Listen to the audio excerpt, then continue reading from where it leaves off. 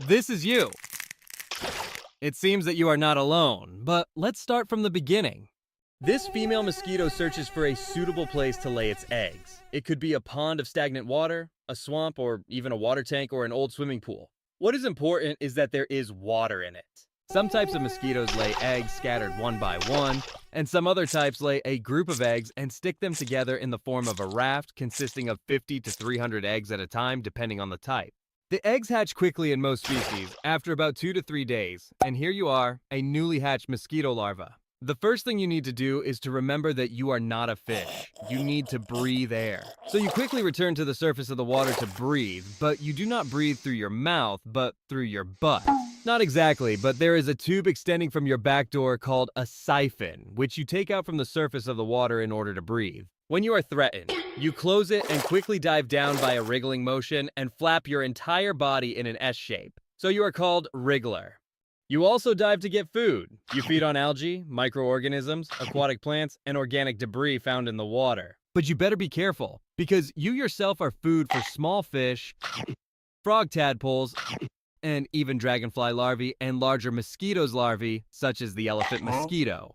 You continue in this state, breathing, eating, and avoiding being eaten for a period ranging from 7 to 10 days, during which you go through 4 molts, and each time your size increases slightly until the 4th molt occurs, and then you officially enter the pupal stage. At this stage, you are not feeding, but you stay most of the time near the surface of the water, breathing air through a pair of respiratory trumpets that emerge from your upper body. You are very sensitive to any movement around you, and if disturbed, you swim down by flipping your body with jiggly acrobatic movements. And this is what earned you the name tumbler. After 2 to 3 days or more, depending on the species, you emerge from the pupa and finally become an adult female mosquito, and emerge on the surface of the water in a scene as if from a movie. You stay on the surface for a while until your body and wings dry, and you are ready to fly.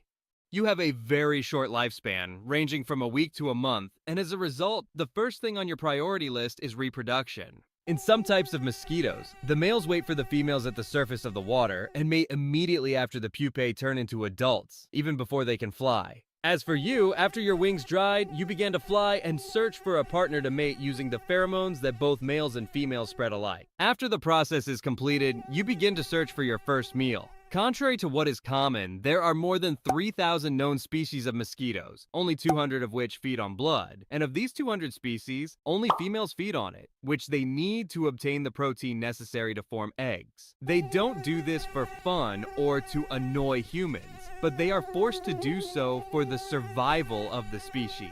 In addition, most species and all males feed on nectar, honeydew, and plant juices, and are considered plant pollinators, like bees. Hey, how dare you compare this bastard to me? There are species that feed on blood that do not necessarily feed on human blood. Some of them feed on the bodily fluids of other insect larvae and earthworms, and some of them feed exclusively on the blood of animals other than humans. Also, there are small species that parasitize on relatively large mosquitoes and suck from them the blood that they have absorbed from other animals. Go away, you dirty, annoying mosquito! Of course, I'm not saying that you should love mosquitoes. That's not possible because in addition to the inconvenience they cause you, mosquitoes transmit serious diseases such as malaria, dengue fever, Zika virus, elephantiasis, and others, which kill about 700,000 people annually.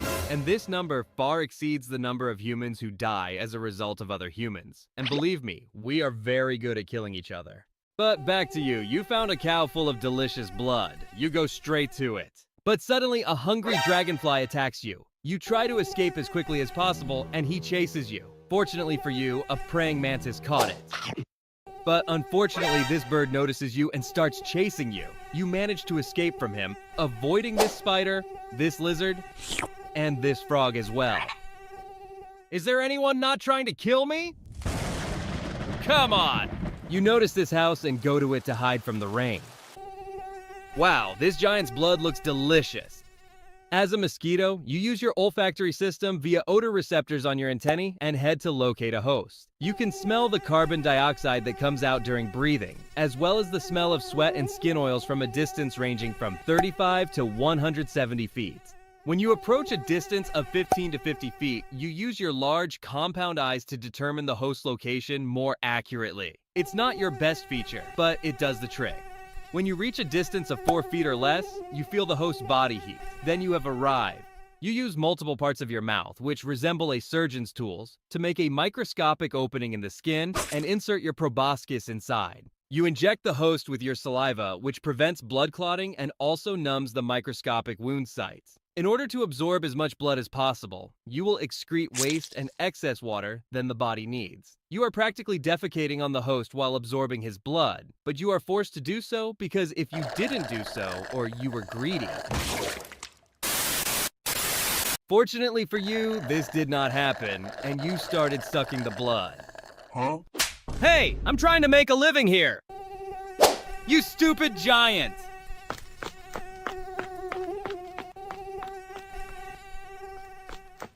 Wait, I'm a male! I didn't do anything!